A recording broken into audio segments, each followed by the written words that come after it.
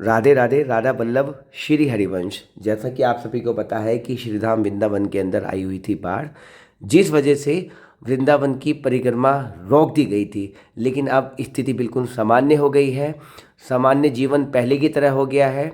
तो चलिए, वृंदावन की परिक्रमा जब चालू हो गई है तो हम भी अपनी वृंदावन की परिक्रमा की शुरुआत करते हैं। तो आज की हमने अपनी वृंदावन की परिक्रमा राधा टिलक नामक जगह से शुरू की।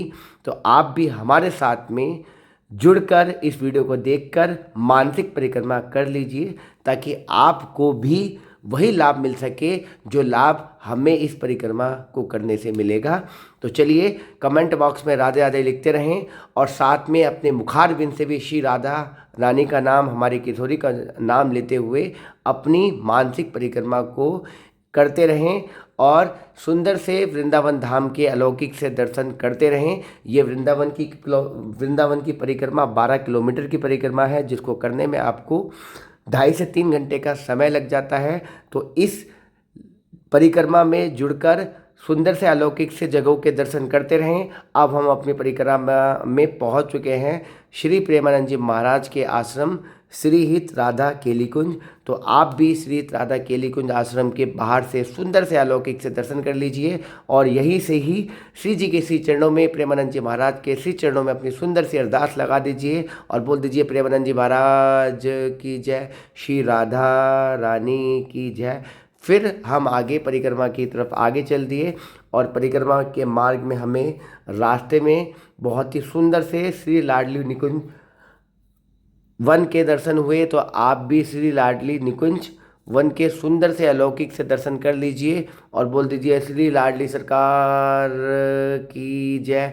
तो हमने भी लाडली निकुंज वन के सुंदर से दर्शन किए। फिर हम अपनी परिक्रमा के मार्ग में आगे चल दिए और आगे आपको भी बहुत ही सुंदर से वृक्ष के दर्शन करवाएंगे। जब आप प्रेमानंद जी महाराज के आश्रम से थोड़े ही आगे आते हैं तो आपको ये सुंदर सा वृक्ष दिखाई देता है। तो आप जब वृंदावन धाम में आएँ तो श्री गौतम ऋषि आश्रम के बाहर ये वृक्ष है। इस वृक्ष की आप जरूर कम से कम कोशिश करें कि आप कम से कम इस वृक्ष की 4 परिक्रमा जरूर कर लें, क्योंकि इस वृक्ष बहुत ही प्राचीन वृक्ष है और ये वृक्ष ऐसा वृक्ष है कि इसके अंदर से आवाज़ें सुनाई देती हैं। तो आप चलिए, फिर आपको परिक्रमा में आगे लेके चलते हैं और आपको उस सुंदर से स्थान के दर्शन करवाते हैं, उस सुंदर सी जगह के दर्शन करवाते हैं जहाँ पर राधा वल्लभ जी का प्रथम विग्रह जब वृंदावन धाम आया था तो इसी स्थान पर रखा हुआ था। इस स्थान का नाम है मदर टेड। तो आप भी राधा वल्लभ सरकार की जय के सुंदर से जय घोष के साथ, सुंदर से नारे के साथ इस सुंदर से पवित्र पावन जगह के सुंदर से दर्शन कर लीजिए। फिर हम आगे चलते हैं और आगे के पढ़ने वाले सुंदर स्थानों के सुंदर से जगह के भी आपको सुंदर से अलौकिक से दर्शन करवाते हैं। चलिए, अब हम वृंदावन की परिक्रमा में आगे चलते हैं। अब हम वृंदावन की परिक्रमा में आगे चलते चलते श्री जी का नाम लेते हुए, अपने प्रिय इष्ट का नाम लेते हुए हम पहुंच चुके हैं इस्कॉन गौशाला के बाहर। तो आप भी भक्ति वेदांत गौशाला, इस्कॉन गौशाला के सुंदर से अलौकिक से दर्शन कर लीजिए और बोल दीजिए, राधे राधे गैया मैया की जय। इस्कॉन गौशाला के अंदर बहुत सारी गौ माता हैं जिनकी नित्य प्रतिदिन सेवा करी जाती है। साथ में इस्कॉन के अंदर बहुत सुंदर खाने की व्यवस्था है, जिसमें हजारों की संख्या में लोग प्रसाद ग्रहण करते हैं।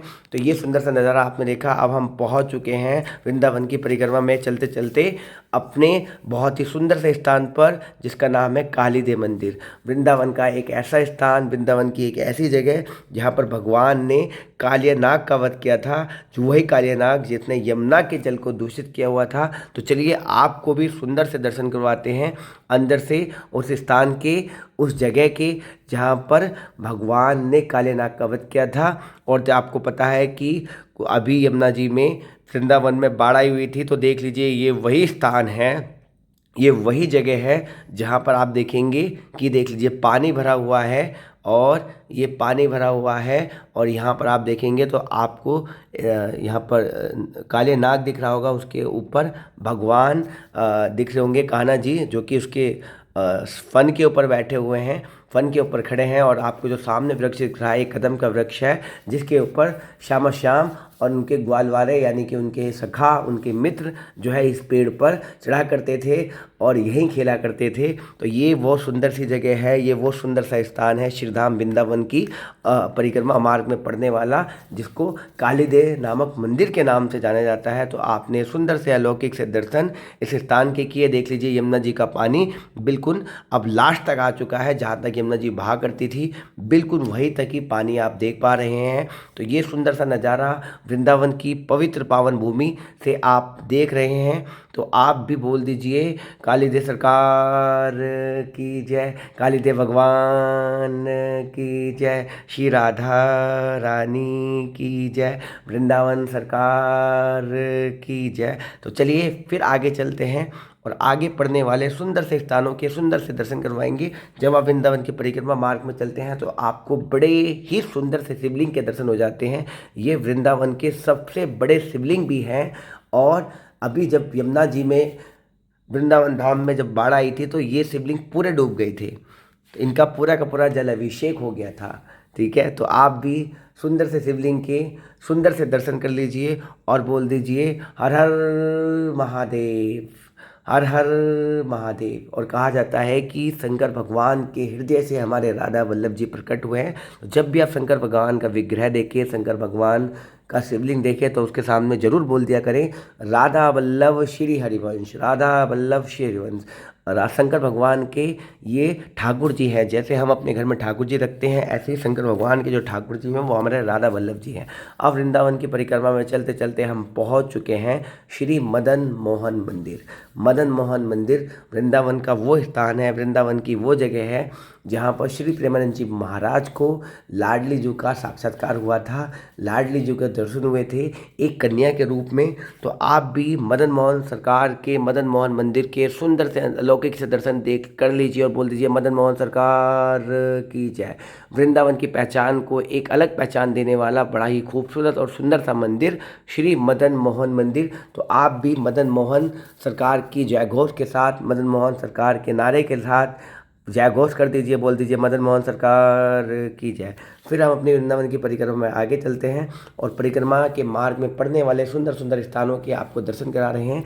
ये जब भी आप वृंदावन की परिक्रमा करें तो इन स्थानों को जरूर देख के जाएँ, जो स्थान हम आपको अपनी इस परिक्रमा में दिखा रहे हैं। अब हम बांके बिहारी मार्ग पे पहुंच चुके हैं। ये बांके बिहारी परिक्रमा मार्ग पे बांके बिहारी द्वार है, जहाँ से लोग बांके बिहारी मंदिर के लिए जाते हैं। तो इसको वीआईपी गेट भी कहा जाता है।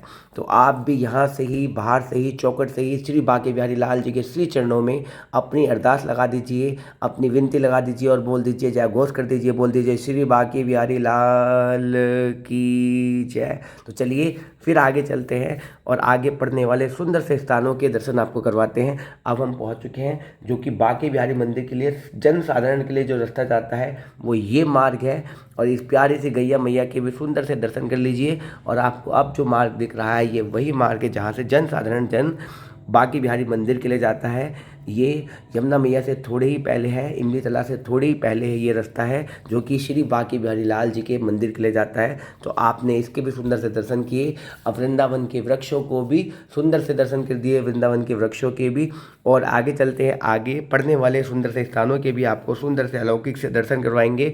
आप सभी को वृंदावन की इस पवित्र पावन भूमि पर राधे राधे। देखिए वृंदावन की परिक्रमा का अपना विशेष महत्व है, क्योंकि वृंदावन के अंदर 5,500 से 6,000 मंदिर है। उन सबको घूम पाना तो संभव नहीं है, लेकिन अब वृंदावन की परिक्रमा करते हैं तो उन सब मंदिरों के दर्शन का लाभ आपको सिर्फ परिक्रमा करने मात्र से मिल जाता है। अब हम पहुंच चुके हैं श्री महाप्रभु जी की बैठक। ये वो स्थान है जहां पर 5500 वर्ष पुराना इमली का एक वृक्ष है। कहा जाता है कि हमारी लाडली जो, हमारी किशोरी जो पैरों में महावर लगा के जा रही थी तो एक पकी हुई इमली उनके पैर के नीचे आ गई थी, जिससे उनकी पैर की महावर खराब हो गई थी। तो लाडली जी ने इमली के वृक्ष को श्राप दे दिया था कि तेरी वजह से मेरी महावर खराब हुई है, अब वृंदावन धाम के अंदर और ब्रज भूमि के अंदर इमली नहीं पकेगी। इसलिए वृंदावन के अंदर इमली का कोई वृक्ष भी नहीं है और वृंदावन के अंदर इमली नहीं पकती। तो आपने सुंदर से अलौकिक से दर्शन करे इमली तला नामक स्थान के महाप्रभु जी की बैठक के। अब आप गैया मैया के सुंदर से दर्शन कर लीजिए। अगर आप परिक्रमा करते हैं तो जरूर गैया मैया को जरूर कुछ ना कुछ दान पुण्य करके जाएं। गैया मैया को जरूर कुछ ना कुछ चारा खिला के अपनी परिक्रमा में आगे बढ़ें और आगे पड़ने वाले सुंदर से स्थानों के भी आपको सुंदर से अलौकिक से दर्शन करवाऊंगा। आप सभी लोग लाडली जी का नाम, किशोरी जी का नाम, हमारी प्यारी महारानी का नाम निरंतर लेते रहें, राधा राधा राधा राधा। जब भी आप वृंदावन की परिक्रमा करें तो कोशिश करें कि चुपचाप ना करें, अपनी इष्ट का नाम, अपनी प्रिय जो भी भगवान आपको है उनका नाम जप करते हुए आगे बढ़ते रहें और सुंदर से स्थानों के सुंदर से दृश्य को देखते रहें और वही भाव रखें कि आप स्वयं इस स्थान पर हैं और आप इस स्थान के सुंदर से अलौकिक से दर्शन कर रहे हैं। अब हम पहुंच चुके हैं पीपल वाले हनुमान जी के मंदिर, तो आप भी बोल दीजिए हनुमान महाराज की जय। और देख लीजिए शंकर भगवान का भी बड़ा ही प्यारा सा सुंदर सा मंदिर है। ये प्राचीन शिव श्रृंगार पीठ घाट है। तो आप बोल दीजिए एक लोटा जल सब समस्याओं का हल। तो आप शंकर भगवान की शिवलिंग पर एक लोटा जल चलाना चालू करें, आप देखेंगे धीरे धीरे आपके जीवन से सारी प्रकार की समस्त बाधाएं मिट जाएंगी। और साथ ही अपनी किशोरी जी का नाम, अपनी लाडली जी का नाम या फिर अपने प्रिय इष्ट का नाम, जिसका भी नाम आप जानते हैं उसका नाम ले लीजिए, वो आपके समस्त प्रकार के कलेशों को नष्ट कर देगा। अब आप पहुँच चुके हैं यमुना महारानी और सुंदर से यमुना महारानी के दर्शन कर लीजिए आप भी और बोल दीजिए यमुना महारानी की जय। और बोल दीजिए यमुना महारानी हमारी यमराज की बहना है। तो अगर आप यमुना महारानी का आचमन करते हैं, यमुना महारानी से विनती करते हैं, तो यमराज की कुदृष्टि आपके और आपके परिवार के ऊपर नहीं पड़ती। अब व्रज गलियों के सुंदर से अलौकिक से दर्शन करते रहें। ये व्रज की कुंज गलियाँ हैं, कुंज गलियों के सुंदर से अलौकिक से दर्शन करते रहें और साथ में श्री जी का नाम, अपने लाडली जी का नाम, अपने प्रिय का नाम निरंतर जपते करते रहें। वृंदावन की ये परिक्रमा 12 किलोमीटर की परिक्रमा है, जिसके अंदर आपको बहुत सारे आश्रम, बहुत सारे मंदिर और बहुत सारी ऐसी जगह दिखती है जिसको देख के आपको परम आनंद की प्राप्ति होगी। तो देख लीजिए दीवारों पर दिखने वाले सुंदर सुंदर से चित्रण, जिसमें आपको दिखेंगे वृंदावन के फूल, वृंदावन की पत्ती।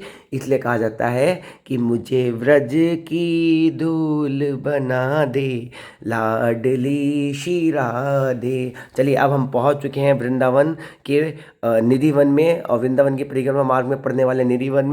अब निधि वन के भी आपको बाहर से सुंदर से दर्शन करवाएंगे। निधि वन एक ऐसा स्थान है जहाँ पर हमारे श्यामा श्याम जो है रासलीला रचाते हैं और उस रासलीला को रचाने के लिए वो वृंदावन धाम के निधि वन के अंदर आते हैं। और इसलिए कहा जाता है कि जब वो आते हैं उनसे पहले ही चिड़िया, मोर और बंदर सब निधि वन से बाहर आ जाते हैं, सिर्फ अंदर रह जाती हैं। तो 84 तो बताते अंदर रह जाती है सिर्फ गोपियाँ, और जो कि वृक्ष के रूप में है और सिर्फ हमारे श्यामा श्याम।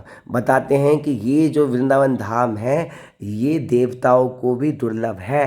देवता भी जब ऊपर से देखते हैं तो वो कहते हैं कि मनुष्य जीवन में जिसको भी वृंदावन में वास करने का सौभाग्य मिल रहा है वो कितना भाग्यशाली है, क्योंकि प्रभु श्री कृष्ण और राधा रानी के श्री चरणों में रहने का सौभाग्य मिल रहा है। तो चलिए अब हम पहुंच चुके हैं श्री राधा रमण सरकार के मंदिर। आप भी राधा रमण सरकार के सुंदर से अलौकिक से दर्शन कर लीजिए और देख लीजिए नृत्य चल रहा है और पूरी तरीके से नृत्य में डांस करते झूमते ब्रज के सभी लोग, ब्रज के संत, ब्रज के भक्त और आप सभी भी इसी सुंदर भाव के साथ, इसी सुंदर यात्रा के साथ हमारे साथ में जुड़े रहें और बोल दीजिए राधा रमण सरकार की जय। तो इस तरीके से आज की हमारी वृंदावन की परिक्रमा हमने इस स्थान पर यानी कि राधा रमण सरकार पर ख़त्म की।